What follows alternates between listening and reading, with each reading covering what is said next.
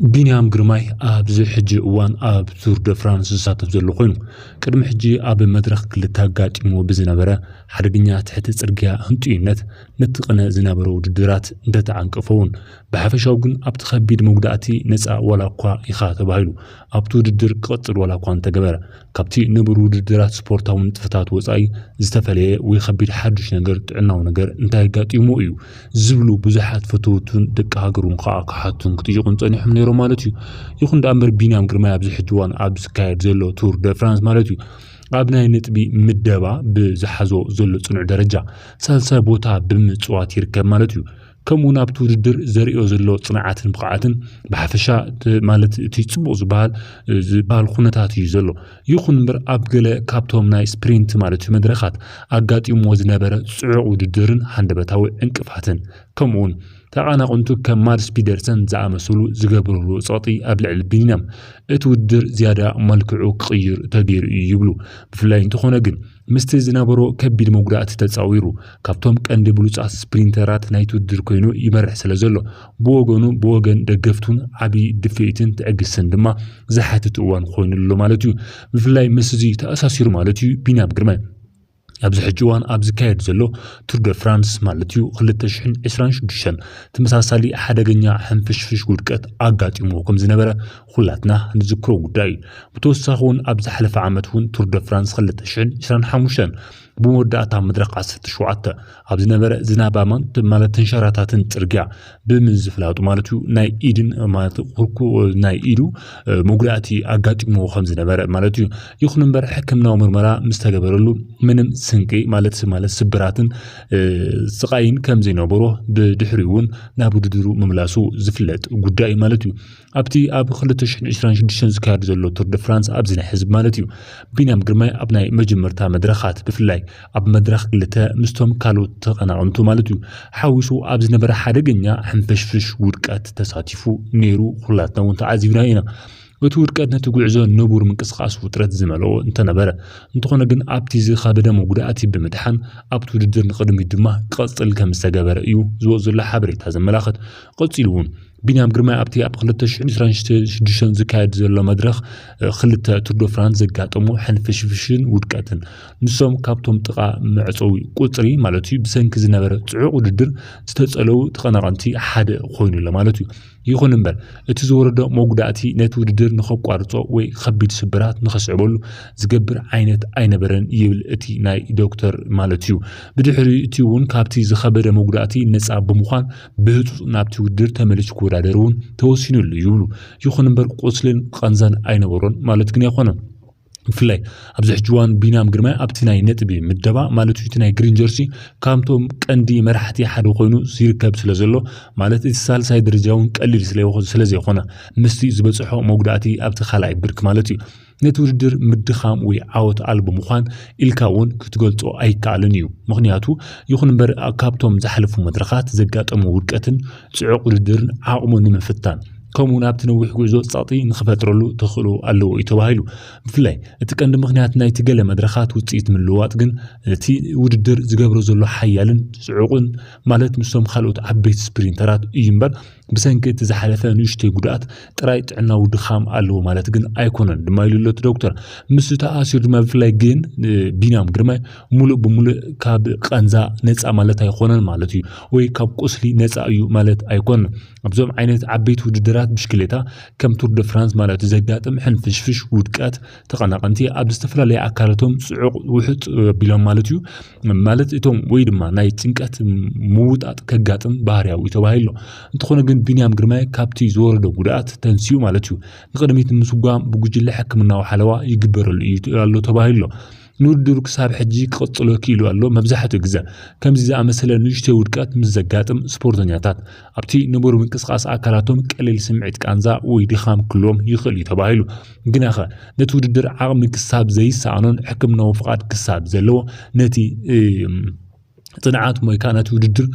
ይጻወርዎሞ ንቅጽሉ ይግበር ማለት እዩ ንድሕሪት ግን መምላስ ዝባል ነገር የለን ተባይሉ ኣብቱ ውድድር ብሽክሌታ ከም ቱር ደ ፍራንስ ዝኣመሰለ ጽዑ ስፖርት ውሽጣዊ ቃንዛ ወይ ሳዕቤን ውድቀት ብዝምልከት ብፍላይ ንብቲ ናይ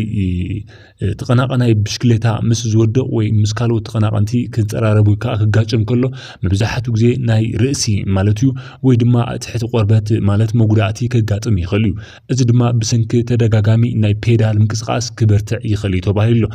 ብፍላይ ዞም ናይ ቢናምቱ መዋዳድርቱ ማለት እዩ ካብቲ ውድቀት ድሕሪ ምትንሶም ኣብቲ ዋን ብሰንኪ ናይ ኣድሬናል ማለት መጠን ቃንዛ ብቐሊሉ ክስምዖ ይኽእል እዩ ወይ ከዓ ተሰሚዑ ወለ ድማ ተባሂሉ እንትኾነ ግን ውድድር ምስተዛዘመ ወይ ድማ ናይ ዕረፍቲ ሰዓታት ምስ ኣኸለ እቲ ንጡፍ ምንቅስቃስ ኣካላት ዝፈጥሮ ውሽጣዊ ቃንዛን ድኻመን ብዝበለጸ ድማ ክረአ ጀሚሩ እዩ ተባሂሉ ናይ ቢናም ብፍላይ ተቀናቀንቲ ማለት እቶም ተናሓንሕቲ ካብ ዝኾነ ይኹን ከቢድ ውድቀት ድሕሪ ምድሓኖም ጉጅለ ሕክምና እቲ ብሽክሌታ ሓላዊ ቲም ሜዲካል ስታፍ ማለት እዩ ንኣካላዊ ጽንዓቶም ንጹር ስብራት እንተሎ ከምኡውን ውሽጣዊ ጽዕንቶ ንምጽዋር ዘለዎም ዓቕሚ ይምርምሮ እቲ ብርቱዕ ቃንዛን ውድድር ንዝዓንቀፍ ደረጃ ዝበጽሕ እንተሎ ጥራይ እዩ ነቲ ውድድር ንምእጋድ ውስን ዝኸውን ተባሂሉ ምዚ ተኣሳሲሩ እውን ከምዚ ዓይነት ዓብይ ውድድር ማለት እቶም መፈኻኸርቲ ኣብ ዝወድቁሉ ማለት ሕንፍሽፍሽ ዝፍጠረሉ እዋን ኣብቲ ጀር ማለት ሕቁ ክሳድ ወይ ኣብ ቀሊል መጉዳእቲ ዝቃላዕ ናይ ርእሲ ቃንዛን ቁስልን ከልዎ ብጣዕሚ ግድን እዩ ማለት እዩ ናይቲ ውድድር ፍጥነትን ጽዕንቶን ልዑል ስለ ዝኾነ ብርቱዕ ቃንዛ ክሳብ ዘጋጥሞ ንውድድር ክቕጽሎ ተባሂሉ ብፍላይ ምዝተኣሲሩ ቢናም ግርማይ ማለት እዩ ኣብ ርእሱ ዝኾነ ይኹን ዓይነት መውቃዕቲ ወይ ከዓ ዝኾነ ዝፈስ ደም ክሳብ ዘየለግን ነቲ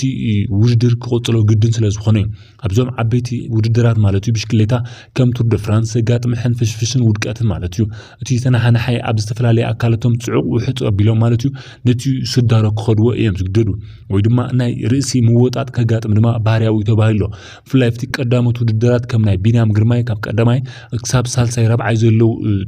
ማለት ብራኸታት ዘጋጠሙ ሓደጋ እንተሃልዩ ናይ ርእሶም ድማ እቲ ናይ ምውጣጥ ርእሲ የጋጥም ተባሂሉ እንትኾነ ግን ቢናም ግርማይ ኣብቲ ዝወረደ ጉዳት ተንስኡ እዩ ንቅድሚት ንምስጓም ብጉጅለ ሕክምናዊ ሓለዋ ድማ ይተገይሩሉ ተባሂሉ ስለዚህ ንውድድሩ ክሳብ ሕጂ ቅጽሎ ኪል ኣሎ መብዛሕትኡ ግዜ ከምዛ መሰለ ንእሽተይ ውድቀት ምስ ዘጋጥም ስፖርተኛታት ኣብቲ ንቡር ምንቅስቃስ ኣካላቶም ቀሊል ስምዒት ቃንዛ ወይ ድኻም ኩሎም ይኽእሉ ድማ ገና ከእቲ ውድድር ዓቕሚ ክሳብ ዘይሰኣኖን ሕክምናዊ ፍቃድ ክሳብ ዘለዎን ነቲ ጽንዓት ይጻወሩ ተባሂሉ ብፍላይ ድማ ነዚ ተጻዊሮም ንቅድሚት ክኸዱ ዘለዎም እዩ እቲ ሓበሬታ ዘመላኽት ስለዚህ ምስ ተኣሲሩ ብፍላይ ኣብዚ ሕጂ እዋን ቢናም ግርማይ ኣብቲ ናይ ነጥቢ ምደባ ግሪን ጀርሲ ካብቶም ቀንዲ መራሕቲ ወይ ከዓ ተናሓንሕቲ ሓደ ኮይኑ ይርከብ ስለ ዘሎ ነቲ ውድድር ምድኻም ወይ ዓወት ኣልቦ ኢልካ ድማ ክሳብ ሕዚ ምዛም ንቡር ኣይኮነን ተባሂሉ ብፍላይ ምስ ማድስ ፒደርሰን ተሓሒዙ ድማ ናይ ማድስ ፒደርሰን ቀንዲ ስጋኣት ማለት እዩ ዝኾነ ቢናም ግርማይ ተባሂሉ ምክንያቱ ቢናም ግርማይ ክሳብ ዘሎ ናይ ዓወት ናይ ፒደርሰን 100% ምርግጋጽ ኣይከኣልን እዩ ምክንያቱ ማድስ ፒደርሰን ተዓዊተ ወይ ከዓ ቀዳማይ ወፂኡ ኢሉ ኣብ ዝሓስበሉ ሰዓት ቢናም ግርማይ በዚ መፀ ዘይተባሃለ ድማ ቅዲሞ ከም ዝሓልፍ ድማ ይፈልጥ እዩ ስለዚ እቲ ናይ ካልኣይ ብርኪ ገና እንዳሃለዎ ቢናም ግርማይ እዚ ሕንፍሽፍሽ ዓይነቱ ሓደጋ ክበጽሕ እንከሎ ዝያዳ ኣብቲ ቦታ እሱ ግርማይ ምንዋሩ ቢናም ግርማይ ምህላው ድማ ማድስ ፒደርሰን ድማ ጽቡቕ ተሓጓስ ፈጢሩሉ እዩ ይብሉ ማለት እዩ ስለዚ እቲ ገና ክጅምር እንከሎ ዝወደቆ ቢናም ግርማይ ናሕዚ ድማ ጽልዋ ከም ዝገበረሉ እዮም እቶም ሰብመያ ዝዛረቡ ዝኾነ ኮይኑ ግን እታ ጋንቱ ማለት እዩ ንቢናም ግርማይ ነቲ ዘለዎ ቃንዛ ብምጽዋር ማለት እዩ ንቅድሚት ንቅጽልያ እቲ ዝሃበቶ ሓበሬታ ስለዚ ቢናም ግርማይ ምስ ዘለዎ ቃንዛን ምስ ዘለዎ ጸግም ተጻዊሩ ነዛ ክሳብ ሕዚ ዝወፁ ዓወትን ብራኸን ድማ ኩሉ ሰብ ድማ ሞራል ክዎ እዩ ዝግባእ ብፍላይ ብሕጊ ቱር ደ ፍራንስ ማለት እዩ ዝኾነ ይኹን ዓይነት ተወዳዳራይ ዝበጽሖ ኩሉ ዓይነት ጸገማት ናብ ማሕበራዊ ሚድያ ክዛረብ ኣይፍቀደልን ግዜውን የብሉን ተባሂሉ ስለዚ በቲ ወለ በቲ ግን ቢናም ግርማይ ብዝሕስ ሰዓት ድማ ቃንዛ ውሽጣዊ